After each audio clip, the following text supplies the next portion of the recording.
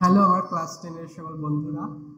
আমি দেবজিৎ আজকে নিয়ে চলে এসেছি নতুন একটা ভিডিও, যেটা জীবজগতের নিয়ন্ত্রণ ও সমন্বয়। আজকের পড়ার বিষয় হচ্ছে প্রাণীদের সাড়া প্রদান ও রাসায়নিক সমন্বয়, হরমোন। আগের ভিডিওতে, আগের ক্লাসে আমরা দেখেছিলাম উদ্ভিদের সমন্বয় এবং উদ্ভিদ হরমোনের ব্যাপারে। তো আজকে আমরা জানবো প্রাণীদেহের সাড়া প্রদান এবং প্রাণী হরমোন, অর্থাৎ প্রাণীদের রাসায়নিক সমন্বয় হরমোন, তার ব্যাপারে। কিন্তু প্রাণীদের সাড়া প্রদান বলতে, অর্থাৎ সাড়া প্রদান বলতে আমরা কি বুঝি? কোনো উদ্দীপকের প্রভাবে আমাদের সংবেদনশীলতা, অর্থাৎ উদ্দীপকের প্রভাবে আমাদের অঙ্গ সঞ্চালন, সেটা হচ্ছে আমাদের সাড়া প্রদান। যেমন একটা গরম জিনিসের ওপর আমি হাত রাখলে সেই হাতটা তৎক্ষণাৎ তুলে নিলাম, বা চোখে আলো পড়লে চোখের পলকটা তৎক্ষণাৎ বন্ধ করে নিলাম। তো সেটা হচ্ছে আমাদের সাড়া প্রদান। এখন প্রাণীদেহের অভ্যন্তরে রাসায়নিক সমন্বয়ক হিসেবে হরমোন কিভাবে কাজ করে, তো সেটা আমরা আজকে দেখব। আর হরমোন কি কি প্রকারভেদ কি কি আছে, আর প্রাণীদেহের কোন কোন গ্রন্থি থেকে হরমোন ক্ষরণ হয় এবং তাদের কাজ কি, কিভাবে রাসায়নিক সমন্বয় করে, সেগুলো আমরা দেখব। তো প্রাণী হরমোন। তো হরমোন বলতে আমরা কি বুঝি? প্রাণীদেহের যে কোনো অন্তঃক্ষরা গ্রন্থি থেকে খরিত যে জৈব রাসায়নিক পদার্থ প্রাণীদেহের মধ্যে সমন্বয় সাধন করে, রাসায়নিক সমন্বয় সাধন করে, তাকে আমরা হরমোন বলি। তো এখানে একটা ওয়ার্ড এলো, যেটা হচ্ছে অন্তঃক্ষরা গ্রন্থি।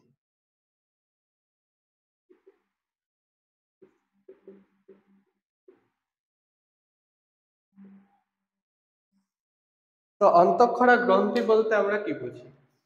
যে সকল কোষ সমষ্টি একসাথে গ্রন্থির আকারে ক্রিয়া করে মানে রাসায়নিক পদার্থ যেমন হরমোন এটাকে ক্ষরণ করে, তাদেরকে অন্তঃক্ষরা গ্রন্থি বলা হয়।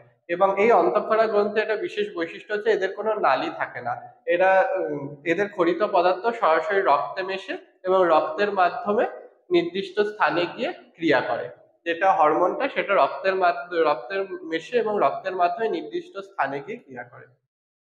তো অন্তঃক্ষরা গ্রন্থি, আর একটা আমাদের দেহে গ্রন্থি আছে, যেটা হচ্ছে বহিঃক্ষরা গ্রন্থি।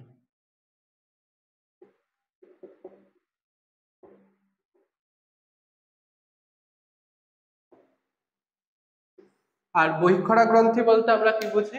যে সকল গ্রন্থি সনাল গ্রন্থি, অর্থাৎ যাদের নালী আছে এবং যাদের খরিত পদার্থ নালীর মাধ্যমে বাহিত হয়ে নির্দিষ্ট স্থানে গিয়ে ক্রিয়া করে, তাদের আমরা বলি বহিঃক্ষরা গ্রন্থি। তো অন্তঃক্ষরা গ্রন্থি আর বহিঃক্ষরা গ্রন্থি একটু পার্থক্য আমরা দেখে নিই। অন্তঃক্ষরা গ্রন্থি প্রথম পার্থক্য হচ্ছে নালীর উপস্থিতি।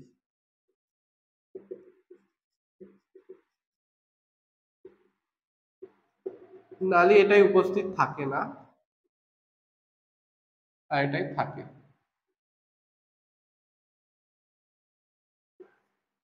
অর্থাৎ এটাই এটাই নালী থাকে বলতে, এর মধ্যে এই অন্তঃক্ষরা গ্রন্থি থেকে খরিত পদার্থ নালীর মাধ্যমে বাহিত হয়ে নির্দিষ্ট স্থানে গিয়ে ক্রিয়া করে। আর বহিঃক্ষরা গ্রন্থি থেকে, আর অন্তঃক্ষরা গ্রন্থিতে নালী থাকে না, অর্থাৎ অন্তঃক্ষরা গ্রন্থির খরিত পদার্থ রক্তে মেশে, সরাসরি রক্তে মেশে এবং রক্তের মাধ্যমে বাহিত হয়ে নির্দিষ্ট স্থানে গিয়ে ক্রিয়া করে। তো একটা পিটুইটারি, আমরা একটা গ্রন্থি দেখে নিই, পিটুইটারি গ্রন্থি।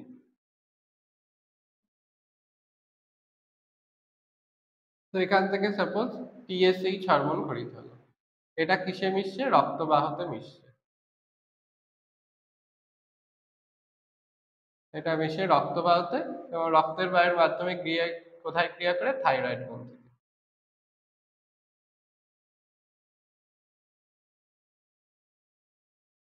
রক্তের মাধ্যমে এটা রক্তবাহ। তা রক্তবাহর মাধ্যমে রক্তের মাধ্যমে বাহিত হয়ে থাইরয়েড গ্রন্থিতে গিয়ে ক্রিয়া করে। এটা হচ্ছে একটা অন্তঃক্ষরা গ্রন্থি, আর এটা পিটুইটারি গ্রন্থি।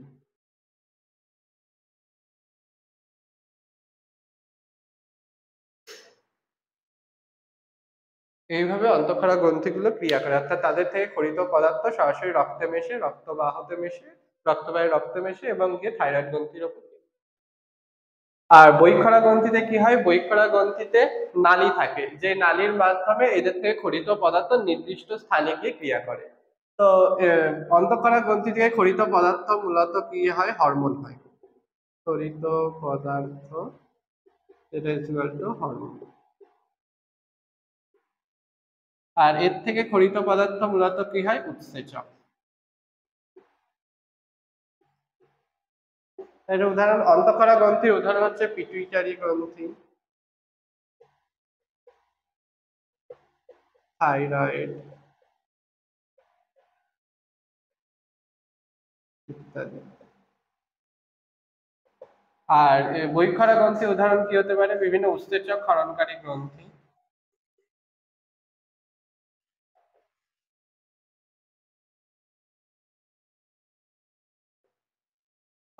ঘর্মগ্রন্থি ইত্যাদি। তো এখানে একটা পার্থক্য আসতে পারে, একটা কোশ্চেন এখানে আসতেই পারে যে অন্তঃক্ষরা এবং বহিঃক্ষরা গ্রন্থির মধ্যে পার্থক্য লেখো।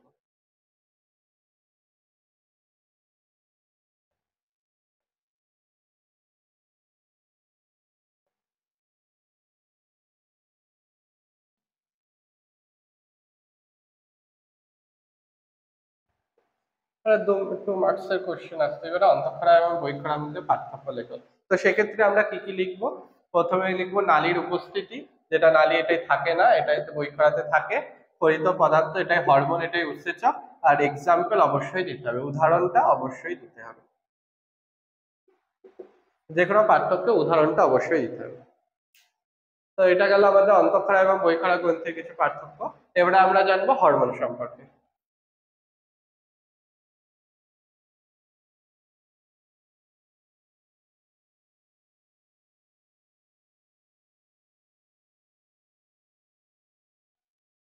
তো এবারে আসি প্রাণী দেহের অর্থাৎ মানব দেহের হরমোন।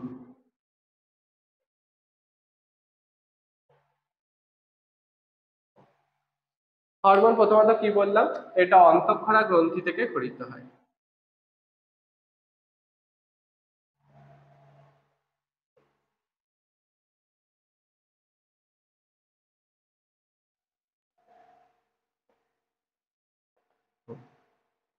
এবারে আমরা হরমোনের প্রকারভেদগুলো একটু জেনে নিই, কি কি হরমোন প্রকৃতির হরমোন আছে। আমাদের মানব দেহে, আমাদের শরীরে কি কি ধরনের হরমোন দেখা যায়? তো প্রথম হচ্ছে পেপটাইড ধর্মী।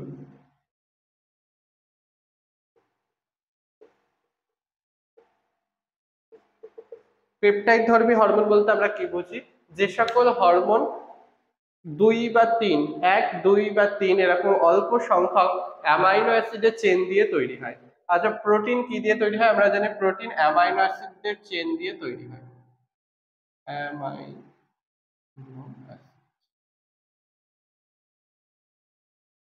অ্যামাইনো অ্যাসিডের চেন, যা প্রোটিনকে বলা হয় পলি অ্যামাইনো অ্যাসিড চেন শৃঙ্খল, যেটাকে আমরা বলি অ্যামাইনো অ্যাসিড একটা সিঙ্গেল অ্যামাইনো অ্যাসিড। যেমন মানব শরীরে অনেকগুলো অ্যামাইনো অ্যাসিড থাকে, যার মধ্যে ভ্যালিন, ট্রিপ্টোফ্যান, এগুলো একটা অ্যামাইনো অ্যাসিড। তো এই অ্যামাইনো অ্যাসিডের সিঙ্গেল একটা বা দুটো চেন দিয়ে পেপটাইড ধর্মী হরমোন তৈরি হয়, যেমন হচ্ছে ইনসুলিন। ইনসুলিনে সাধারণত দুটো অ্যামাইনো অ্যাসিড চেন থাকে। এবার আছে প্রোটিন ধর্মী।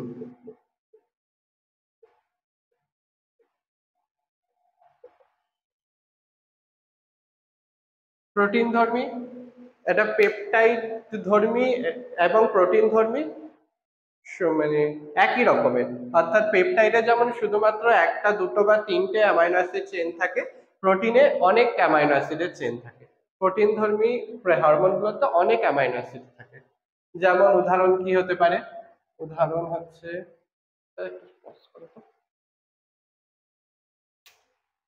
এটা বাদ দিয়ে দিতে হবে। আর কি কি আছে? তো প্রোটিন ধর্মী অ্যামাইনো অ্যাসিড কি কি হতে পারে? যেমন থাইরক্সিন,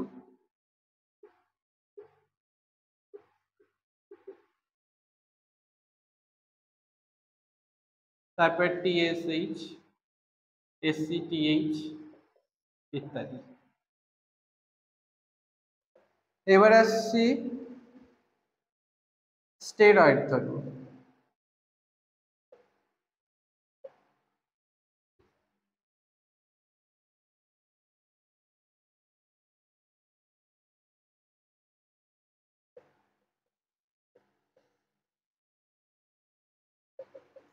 স্টেরয়েড ধর্মী হরমোন বলতে আমরা কি বুঝি? যে সকল হরমোন কোলেস্টেরল গ্রুপ থাকে, যে সকল হরমোনে কোলেস্টেরল গ্রুপ থাকে বা কোলেস্টেরল থেকে উৎপত্তি লাভ করে তাদের হচ্ছে স্টেরয়েড ধর্মী বলা হয়। কোলেস্টেরল থেকে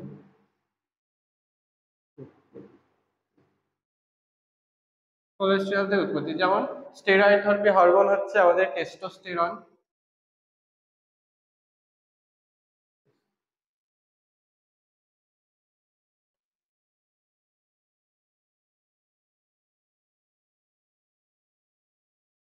ইস্ট্রোজেন ইত্যাদি।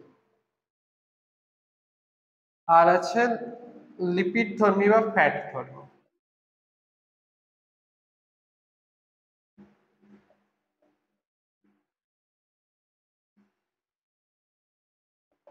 লিপিড ধর্মী আর ফ্যাট ধর্মী বলতে স্টেরয়েড যেমন কোলেস্টেরল থেকে উৎপত্তি হয়, আর লিপিড ধর্মী বা ফ্যাট ধর্মী হচ্ছে যে কোনো ফ্যাট থেকে উৎপত্তি লাভ করতে পারে, মানে যে কোনো ফ্যাট জাতীয় গ্রুপ এদের মধ্যে থাকে, যে কোনো ফ্যাট।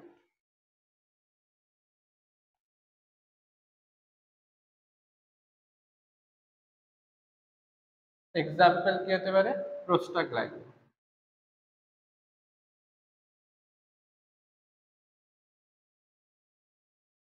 প্রোস্টাগ্ল্যান্ডিন তো মূলত 4 রকমের হরমোন দেখা যায় আমাদের শরীরে। তো হরমোনের প্রকারভেদটা হলো, এরপরে আমরা আসবো হরমোনের কার্য পদ্ধতি।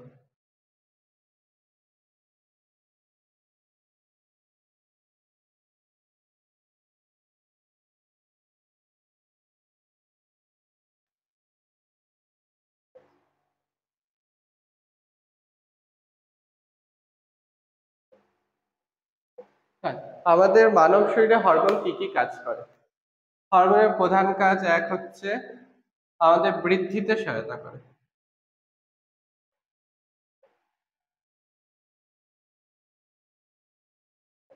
অর্থাৎ বৃদ্ধিতে, অর্থাৎ বয়স বাড়ার সাথে সাথে আমাদের যে দৈহিক বৃদ্ধি হয়, আমাদের উচ্চতা বৃদ্ধি পায়, হাইট বৃদ্ধি পায়, তো সেক্ষেত্রে কোন হরমোন সহায়তা করে?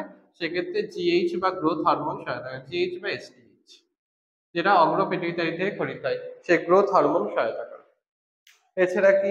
রাসায়নিক সমন্বয়ক হিসেবে।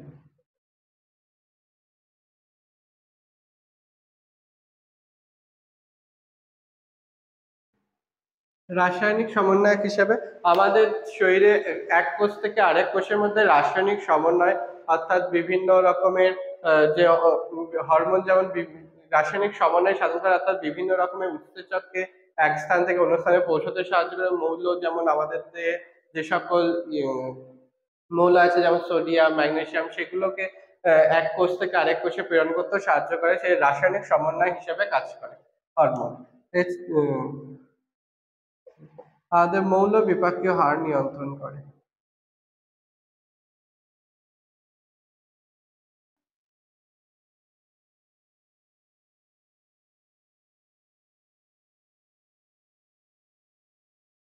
আমাদের বিএমআর, বেসাল মেটাবলিক রেট, অর্থাৎ মৌল বিপাকীয় হার নিয়ন্ত্রণে হরমোন গুরুত্বপূর্ণ ভূমিকা পালন করে। এক্ষেত্রে কোন হরমোন কাজ সহায়তা করে? Thyroxine hormone.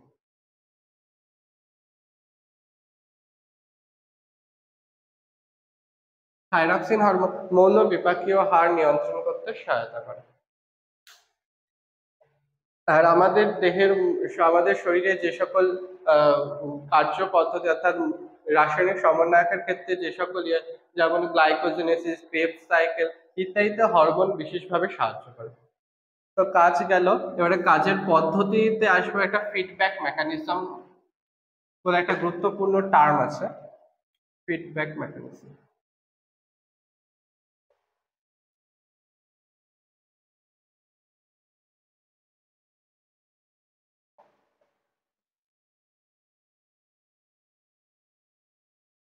হরমোনের ক্ষেত্রে ফিডব্যাক মেকানিজমটা আসলে কি জিনিস? একটা গ্রন্থি থেকে যখন হরমোন ক্ষরিত হয়, সেটা সেটা আরেকটা গ্রন্থির হরমোন দ্বারা সেটা নিয়ন্ত্রিত হয়। যেমন হচ্ছে থাইরক্সিন গ্রন্থি থেকে হরমোন ক্ষরণে, এখানে তো আমাদের বইতে দেওয়া আছে ফিডব্যাক মেকানিজমটা বোঝানো হচ্ছে থাইরক্সিন হরমোনের ক্ষরণ দিয়ে। তো সেটাকে আমি একটু ব্যাখ্যা করার চেষ্টা করি। তো এখানে ধরো থাইরয়েড গ্রন্থি,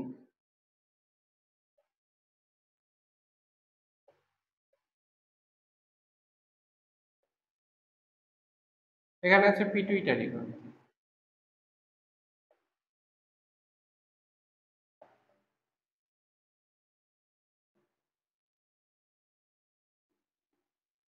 এটা রক্তবাহ। তো থাইরয়েড গ্রন্থি থেকে কি খরিত হয়? T4 বা থাইরক্সিন।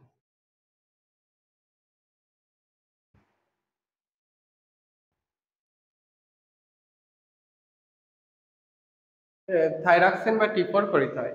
তো পিটুইটারি গ্রন্থি থেকে খরিত TSH hormone, thyroid stimulating hormone, thyroid গ্রন্থির ওপর ক্রিয়া করে T4 ক্ষরণ নিয়ন্ত্রণ করে। থাইরক্সিন হরমোন অর্থাৎ T4 ক্ষরণকে নিয়ন্ত্রণ করে।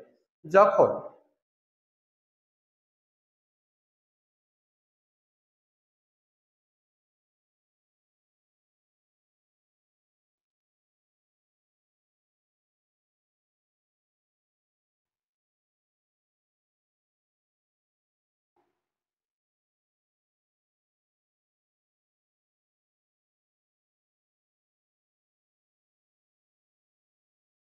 যখন রক্তে থাইরক্সিনের মাত্রা কম থাকে, তখন সেটা কি করে?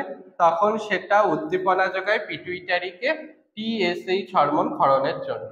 তো যখন টিএসএইচ হরমোন ক্ষরিত হয়, তো সেটা পিটুইটারি গ্রন্থির ওপর ক্রিয়া করে থাইরক্সিন হরমোন ক্ষরণকে বৃদ্ধি করে। অর্থাৎ রক্তে থাইরক্সিন হরমোনের মাত্রা বাড়তে থাকে। তো এরকম বাড়তে বাড়তে যখন রক্তে থাইরক্সিনের মাত্রা বেশি হয়ে যায়, তখন এটা কি করে? এটা পিটুইটারিকে উদ্দীপনা যোগায় যাতে টিএসএইচ হরমোন ক্ষরণ না করে। ফলে টিএসএইচ থাইরয়েড গ্রন্থিকে আর উদ্দীপ্ত করতে পারবে না, ফলে থাইরক্সিন হরমোন ক্ষরণ আর হবে না। তো ফলে রক্তে থাইরক্সিনের মাত্রা সামঞ্জস্য থাকবে। তো এটা হচ্ছে নেগেটিভ ফিডব্যাক, আর এটা হচ্ছে পজিটিভ ফিডব্যাক। যখন রক্তে থাইরক্সিনের মাত্রা কম থাকে, তখন এটা পিটুইটারিকে টিএসএইচ ক্ষরণে উদ্দীপনা যোগায় এবং টিএসএইচ থাইরয়েড গ্রন্থির উপর ক্রিয়া করে থাইরক্সিন হরমোন ক্ষরণ বৃদ্ধি করে। এটা হচ্ছে পজিটিভ ফিডব্যাক।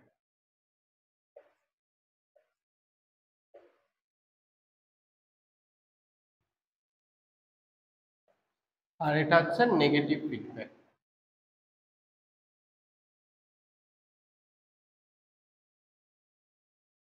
এটা নেগেটিভ ফিডব্যাক কেন? কারণ হচ্ছে এখানে রক্তে থাইরক্সিনের মাত্রা বেশি আছে এবং সেটা পিটুইটারি গ্রন্থিকে উদ্দীপ্ত করছে টিএসএইচ ক্ষরণ করতে, টিএইচ ক্ষরণে বাধা দান করছে। ফলে টিএসএইচ থাইরয়েড গ্রন্থিকে উদ্দীপ্ত করতে পারছে না এবং থাইরক্সিনের ক্ষরণ হচ্ছে না, ফলে রক্তে থাইরক্সিনের মাত্রা কমতে থাকে। তো এটা নেগেটিভ ফিডব্যাক নামে পরিচিত।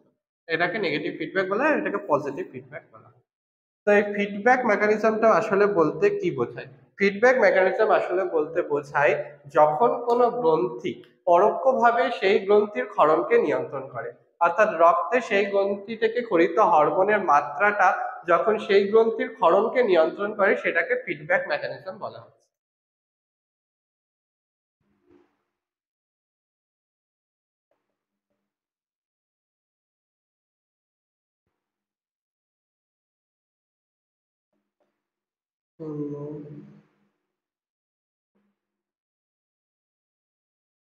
অন্তঃক্ষরা গ্রন্থি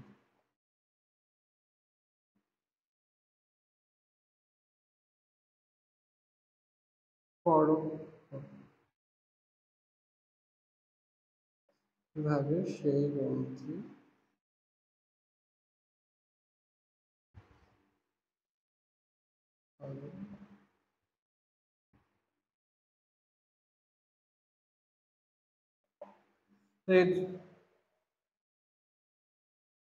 যখন রক্তে উপস্থিত কোনো অন্তঃক্ষরা গ্রন্থির পদার্থ পরোক্ষভাবে সেই গ্রন্থির ক্ষরণ নিয়ন্ত্রণ করে, তাকে আমরা বলি ফিডব্যাক মেকানিজম।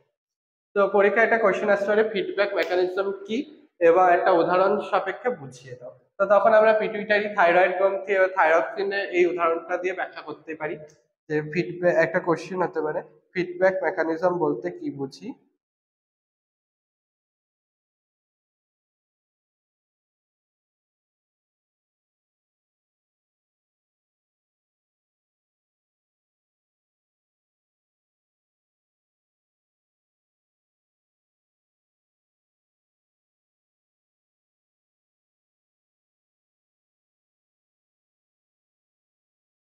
ফিডব্যাক মেকানিজম বলতে আমরা কি বুঝি, ব্যাখ্যা করি। তো তখন আমরা পিটুইটারি, থাইরয়েড এবং থাইরক্সিন এই হরমোন ক্ষরণের পদ্ধতিটা আমরা ব্যাখ্যা করি।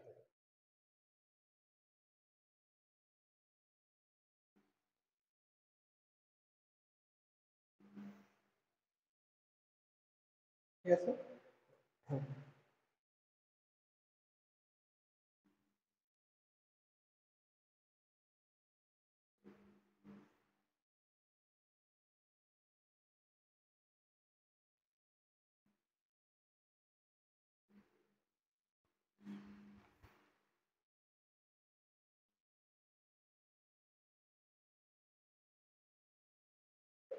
এবারে আমরা মানবদেহে উপস্থিত কিছু অন্তঃক্ষরা গ্রন্থির নাম জেনে নিই কি কি, এবং সেই গ্রন্থি থেকে কি কি হরমোন খরিত হয়।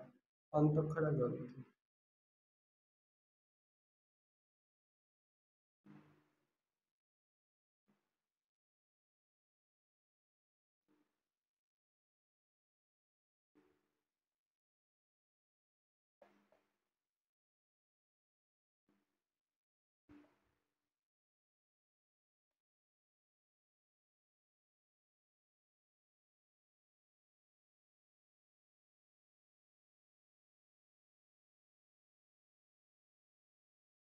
তো মানবদেহে অবস্থিত অন্তঃক্ষরা গ্রন্থির মধ্যে প্রথমেই আসে হাইপোথ্যালামাস।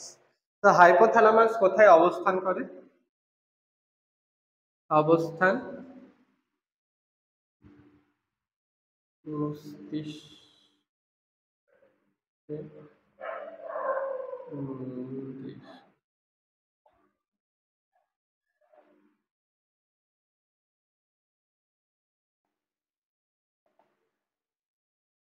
মস্তিষ্কের মূলদেশে থ্যালামাসের নিচে হাইপোথ্যালামাস অবস্থান করে। তো এর থেকে খরিত কি কি হরমোন খরিত হয়? খরিত হরমোন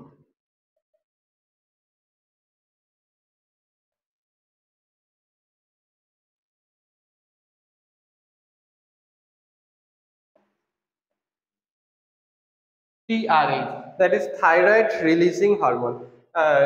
এক্ষেত্রে বলে রাখি হাইপোথ্যালামাস থেকে খরিত হরমোন সমূহ অগ্র পিটুইটারি হরমোন, মানে পিটুইটারি হরমোনে পিটুইটারি গ্রন্থির হরমোন ক্ষরণকে উদ্দীপ্ত করে আবার প্রশমিত করে।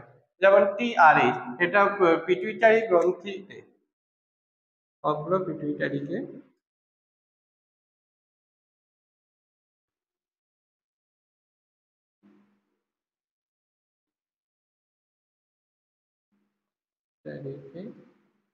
টিএসএইচ,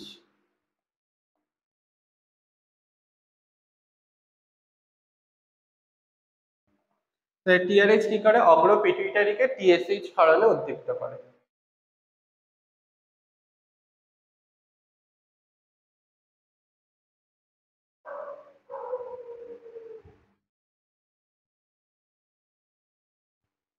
যেমন টিআরএইচ যেহেতু অগ্র পিটুইটারি টিএসএইচ ক্ষরণে উদ্দীপ্ত করছে, সেরকমই টিএসএইচ ক্ষরণে প্রশমিত করে বা ক্ষরণে হ্রাস করে, মানে টিএসএইচ ক্ষরণকে হ্রাস করে টিআইএইচ, অর্থাৎ থাইরয়েড ইনহিবিটিং হরমোন, যেটাও হাইপোথ্যালামাস থেকে খরিত হয় অগ্র পিটুইটারির উপর ক্রিয়া করে টিএসএইচ ক্ষরণের হারকে হ্রাস করে, টিআইএইচ, থাইরয়েড ইনহিবিটিং হরমোন।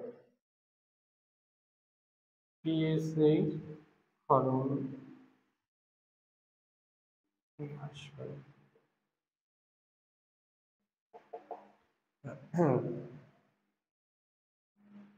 তারপরে জিএনআরএইচ, জিএনআরএইচ কি? Gonadotropic releasing hormone.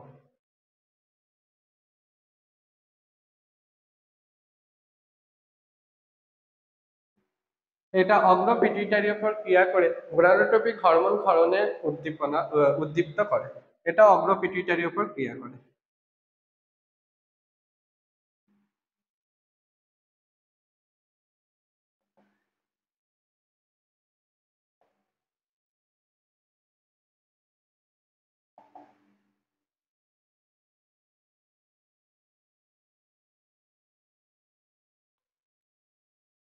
জিএনআরএইচ অগ্র পিটুইটারির উপর ক্রিয়া করে, তো কি হরমোন ক্ষরণের, গোনাডোট্রপ হরমোন যেমন এফএসএইচ, এলএইচ ইত্যাদি হরমোন ক্ষরণকে উদ্দীপ্ত করে। এছাড়া আছে কি? MRH, মেলানোট্রপিক releasing hormone. এমআরএইচ কি করে? মধ্য পিটুইটারির উপর ক্রিয়া করে। মধ্য পিটুইটারি।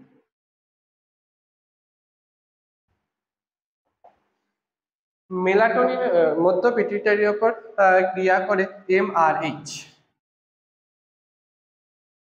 মেলাটোনিন হরমোন ক্ষরণে উদ্দীপ্ত করে। এমআরএইচ মধ্য পিটুইটারির উপর ক্রিয়া করে।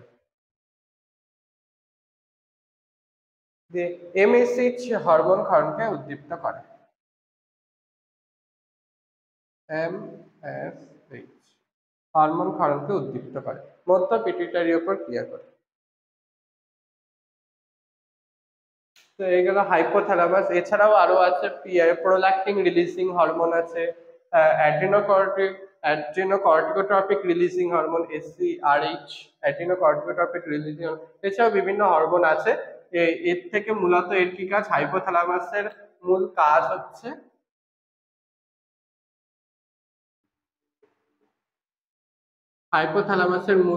পিটুইটারির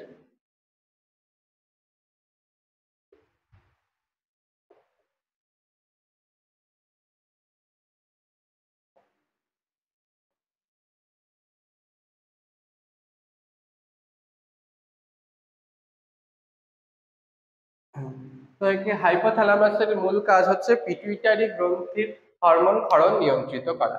আর পিটুইটারি গ্রন্থিকে আমরা সকলেই জানি কি বলা হয়? পিটুইটারি গ্রন্থিকে বলা হয় মাস্টার গ্ল্যান্ড। পিটুইটারি গ্রন্থিকে কি বলা হয়?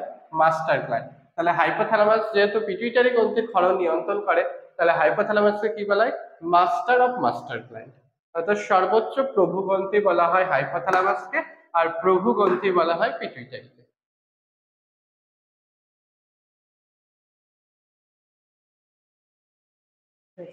তাহলে লিখে নিতে পারো তোমরা।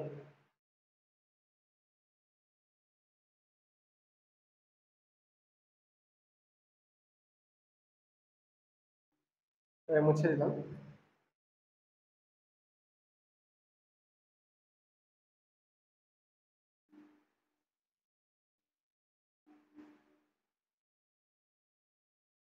এবারে আমরা জানবো পিটুইটারি গ্রন্থির সম্পর্কে।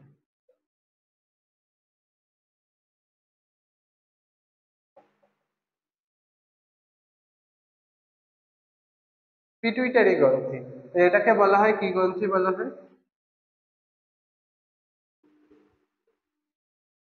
এটাকে বলা হয় প্রভু গ্রন্থি।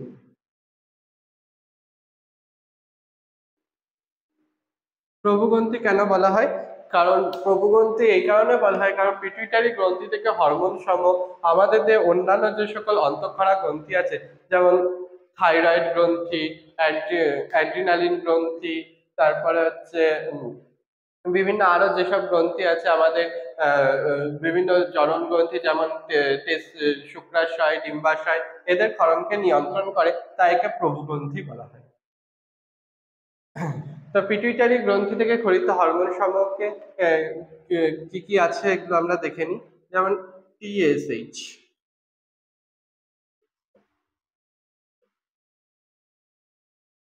Thyroid stimulating hormone. Thyroid stimulating hormone কি করে? যেটা আমি ফিডব্যাক মেকানিজমে বললাম, যে থাইরয়েড স্টিমুলেটিং হরমোন থাইরয়েড গ্রন্থির উপর ক্রিয়া করে থাইরক্সিন হরমোন ক্ষরণকে উদ্দীপিত করে। এছাড়া আছে গ্রোথ হরমোন জিএইচ বা এসটিএইচ, সোমাটোট্রপিক হরমোন। জিএইচ বা এসটিএইচ এর সোমাটোট্রপিক হরমোন, এটাকে কি করে? বৃদ্ধি নিয়ন্ত্রণ করে, দৈহিক বৃদ্ধিটাকে নিয়ন্ত্রণ করে।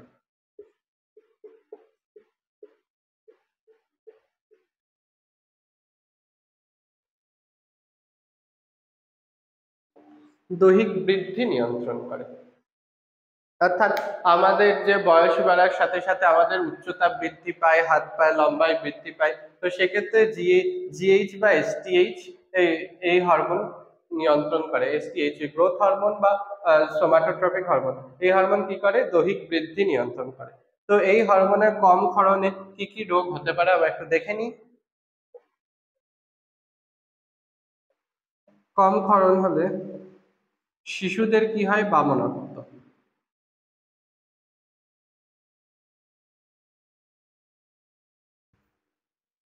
শিশুদের কি দেখা যায়, বামনত্ব দেখা যায়। তাই গ্রোথ হরমোনের কম ক্ষরণে শিশুদের বামনত্ব, অর্থাৎ বয়সের তুলনায় তাদের দৈহিক আকৃতি বা উচ্চতা অনেকটাই কম হয়। তো সেক্ষেত্রে একে বামনত্ব বলা হয়। আর বেশি ক্ষরণে কি হয়,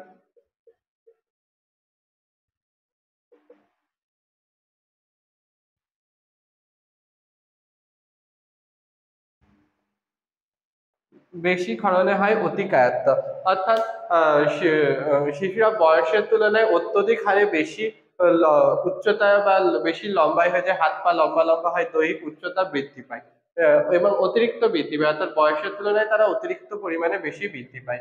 তা কম ক্ষরণে ও বেশি ক্ষরণে শিশুদের কম ক্ষরণে বামনত্ব রোগ হয়, আর বেশি ক্ষরণে অতিকায়ত্ত রোগ হয়। তো এখান থেকে একটা কোশ্চেন আসতে পারে যে জিএইচ হরমোনের কম ক্ষরণ বা বেশি ক্ষরণে কি কি রোগ দেখা যায়। তো শিশুদের বামনত্ব এবং বেশি ক্ষরণে শিশুদের অতিকায়ত্ত রোগ দেখা যায়।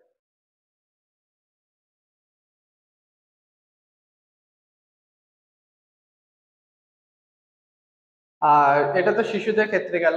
আর পরিণত বয়সে কি হয়, পরিণতদের ক্ষেত্রে কম ক্ষরণে অ্যাক্রোমিক্রিয়া,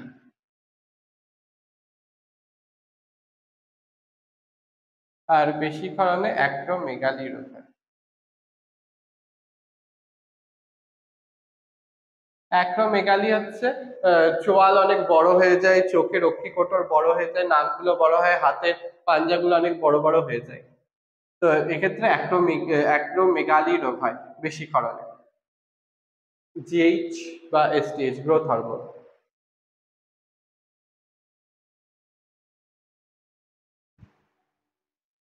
GTH, gonadotropic hormone. Gonadotropic hormone বলতে কি বোঝায়, যেসব এই গোনাডোট্রপিক হরমোনের মধ্যে ভাগ আছে। গোনাডোট্রপিক হরমোন হচ্ছে আমাদের জনন গতি, যেমন শুক্রাশয় এবং ডিম্বাশয়, এদের ওপর ক্রিয়া করে এদের হরমোন ক্ষরণকে নিয়ন্ত্রণ করে। তো এর গোনাডোট্রপিক হরমোনের মধ্যে বিভিন্ন ভাগ আছে, যেমন এফএসএইচ। এফএসএইচ হচ্ছে ফলিকল স্টিমুলেটিং হরমোন। এটা কি করে, ডিম্বাশয়, এটা মহিলাদের ক্ষেত্রে, মহিলাদের দিয়ে দেখা যায়, এটা ডিম্বাশয়ের ওপর ক্রিয়া করে।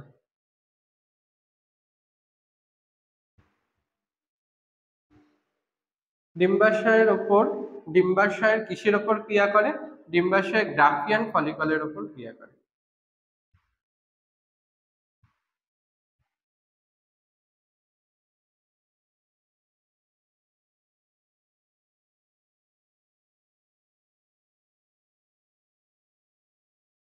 ক্রিয়া করে ইস্ট্রোজেন হরমোন ক্ষরণ নিয়ন্ত্রণ করে।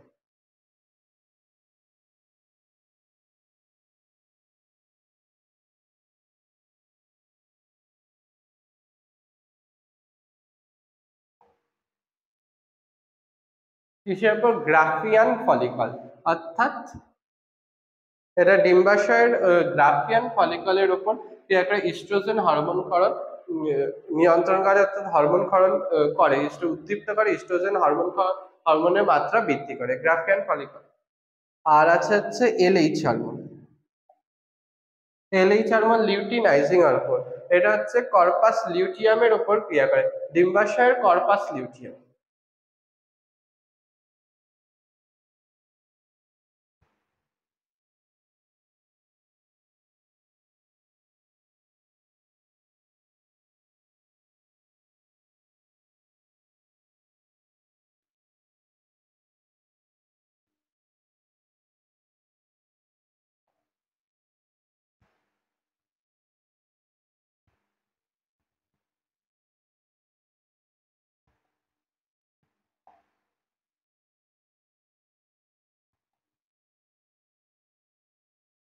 কর্পাস লিউটিয়ামের উপর ক্রিয়া করে প্রোজেস্টেরন হরমোন ক্ষরণকে নিয়ন্ত্রণ করে।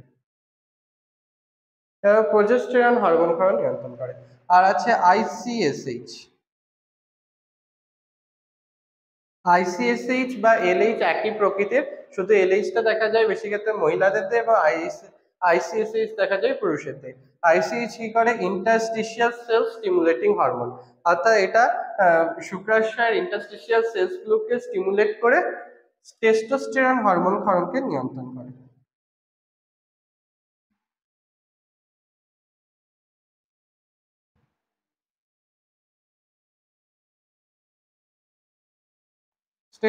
টেস্টোস্টেরন হরমোন ক্ষরণ করে। এছাড়া আর কি আছে এখানটায় লিখি, আছে এসসিটিএইচ, অ্যাড্রিনোকর্টিকোট্রপিক হরমোন। এসসিটিএইচ অ্যাড্রিনোকর্টিকোট্রপিক হরমোন, এটা কিসের উপর ক্রিয়া করে? এটা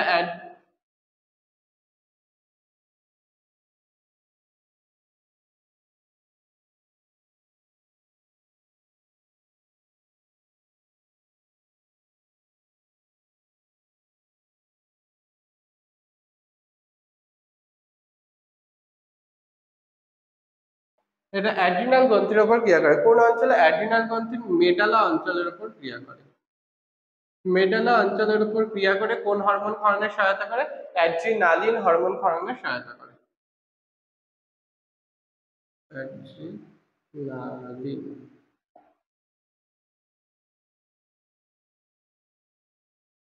এগুলো সব অগ্র পিটুইটারি থেকে খরিত হয়।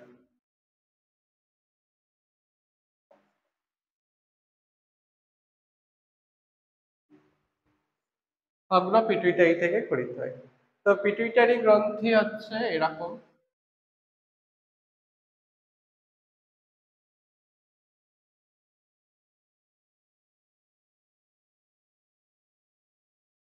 আর একটা পিটুইটারি গ্রন্থি, এটা হচ্ছে অগ্র পিটুইটারি, এটা পশ্চাৎ, আর এটা মধ্য। ঠিক আছে? অগ্র পিটুইটারি থেকে এই সকল হরমোন ক্ষরণ করে। এবার আসছে পশ্চাৎ পিটুইটারিতে। এখানটা লিখি পশ্চাৎ পিটুইটারি।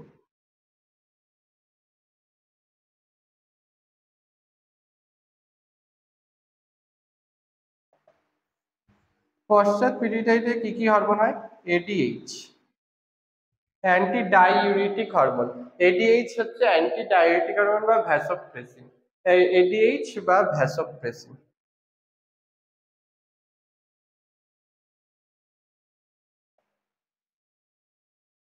এডিএইচ এর প্রধান কাজ হচ্ছে বৃক্কীয় নালিকায় জলের পুনঃশোষণ ঘটানো, অর্থাৎ জলের শোষণকে ত্বরান্বিত করা বৃক্কীয় নালিকায়। আর ভ্যাসোপ্রেসিন নাম কেন? এটা ভ্যাসেট পদ্ধতিতে রক্তবাহের সংকোচন ঘটায়।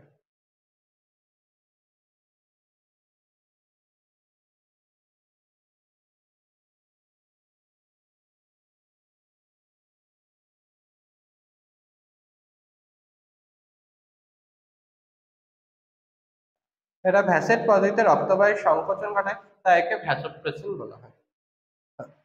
আর আছে অক্সিটোসিন।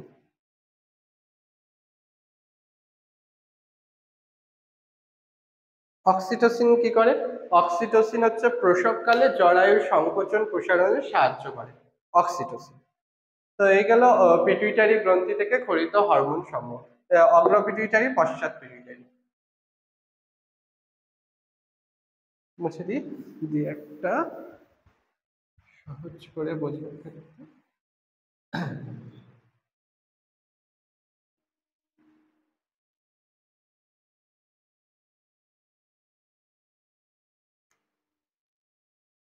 তো আমরা এক নজরে একটু দেখে নিই পিটুইটারি গ্রন্থি থেকে কোন কোন অংশ থেকে কোন কোন হরমোন ক্রিয়া করে কোন কোন গ্রন্থির ওপর কাজ করে। তো আহ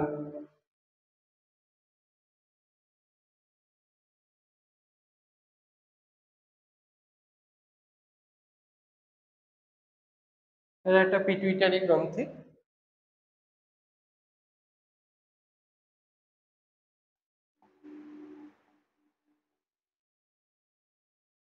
পিটুইটারি গ্রন্থির অবস্থান বললে আমরা কি বুঝবো? অবস্থান বললে আমরা কি লিখবো?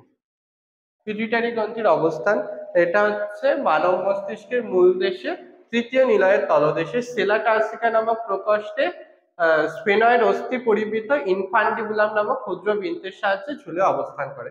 তো এখানে কোন কোন ওয়ার্ড গুলো ইম্পর্টেন্ট? সেলা টার্সিকা নামক প্রকোষ্ঠ,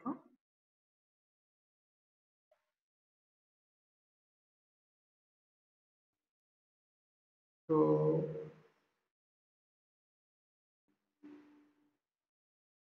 সেলা টার্সিকা প্রকোষ্ঠে থাকে স্ফেনয়েড অস্থি পরিবৃত।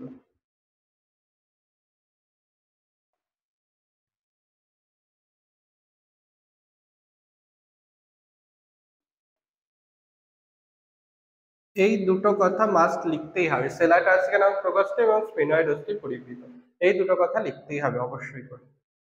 অবস্থান বলবে। তো এবারে দেখে নিই অগ্র পিটুইটারি কোন কোন অংশ। এটা হচ্ছে অগ্র পিটুইটারি, এটা মধ্য,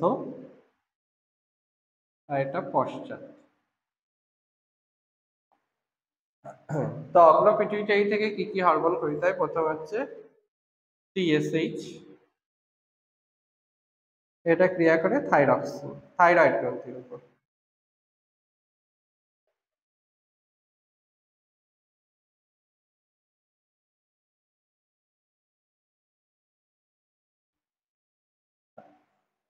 দুই আছে এসসিটিএইচ, অ্যাড্রিনো কর্টিকোট্রপিক রিলিজিং হরমোন, এটা ক্রিয়া করে অ্যাড্রিনাল গ্রন্থির উপর।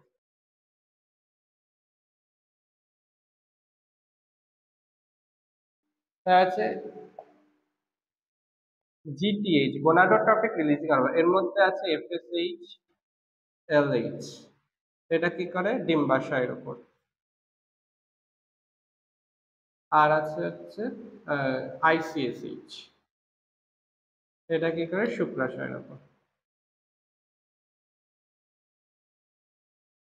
আর আছে হচ্ছে অগ্রপিরিয়ড থেকে গ্রোথ হরমোন জিএইচ বা এসটিএইচও বলা হয়, এটা কি করে সমগ্র শরীরের উপর ক্রিয়া করে দৈহিক বৃদ্ধিকে নিয়ন্ত্রণ করে। আর পশ্চাৎ পিটুইটারি থেকে আছে হচ্ছে এডিএইচ, এটা কি করে বৃক্কীয় নালিকায় জলের পুনঃশোষণ ঘটে।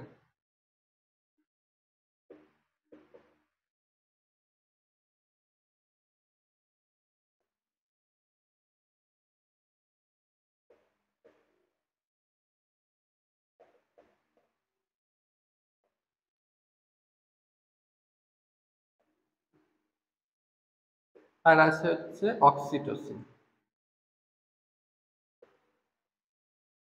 অক্সিটোসিন কি কাজ করে? অক্সিটোসিন হচ্ছে প্রসবকালে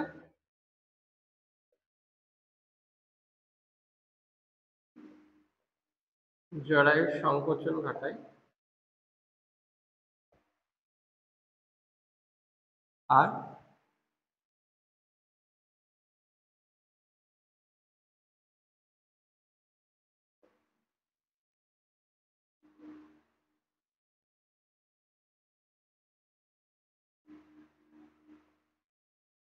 আর কি করে মাতৃদুগ্ধের উৎপাদন বৃদ্ধি করে। তাহলে পিটুইটারি গ্রন্থি থেকে অগ্র পিটুইটারি থেকে এই হরমোন খরিত হয়, পশ্চাৎ পিটুইটারিকে এডিএইচ এবং অক্সিটোসিন, টিএসএইচ, এসসিটিএইচ, জিটিএইচ, জিএইচ ও এসটিএইচ, আর পশ্চাৎ পিটুইটারি এডিএইচ এবং অক্সিটোসিন।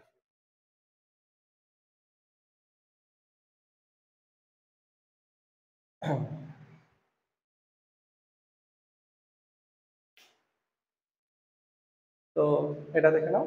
তো আজকে এই অবধি, নেক্সট ক্লাসে আমরা বাকি অন্তঃক্ষরা গ্রন্থিগুলো দেখবো। তো আজকের জন্য টাটা।